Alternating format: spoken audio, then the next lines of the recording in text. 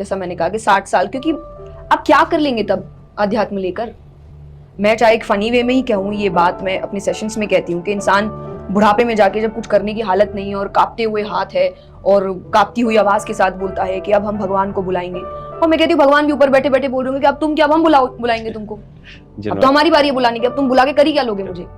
तो आप और आपने जैसा मुझे कहा दशरथ जी, लेकिन आप किसी को भी देखिए, गुरुकुल की एज यंग एज होती थी जब उनको गुरुकुल भेजा जाता था। और पहले के गुरुकुल में अगर वापस आप जो भी देख रहे रिसर्च करें, you had all the subjects, आपको वहां सारे सब्जेक्ट पढ़ाए जाते थे।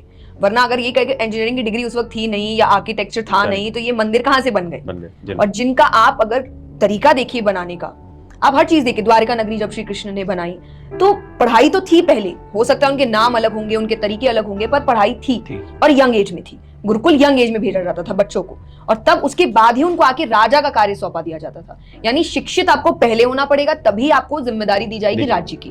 तो पढ़ना आपको पहले ही पड़ेगा, और वहां पे अध्यात्म ही सबसे ज्यादा पढ़ाया जाता था। जैसा आपने कहा कि उसको लग रहा है कि अभी तो मेरी यंग एज है, कमाने की एज है, ये है वो, कैसे कमाओगे, ये भी एक मिथ है। अध्यात्म मतलब होगा कि पैसे छोड़ दो, किसने बोला छोड़ दो। अध्यात्म का सबसे बड़ा ज्ञान है श्रीमद् भगवत गीता, दिया जा रहा है कि होने वाले राजा को।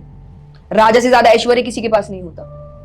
अर्जुन से तो भगवान ने एक बार भी नहीं कहा राज्य छोड़ दो, पैसे छोड़ दो, राज्य मत करना, मैं तो तुमको अध्यात्म का ज्ञान दे रहा हूं। वो तो कह रहे लड़ो ही, इसीलिए तुम्हारा काम है ये, तुम क्षत्रिय हो, अपना काम कैसे छोड़ सकते हो।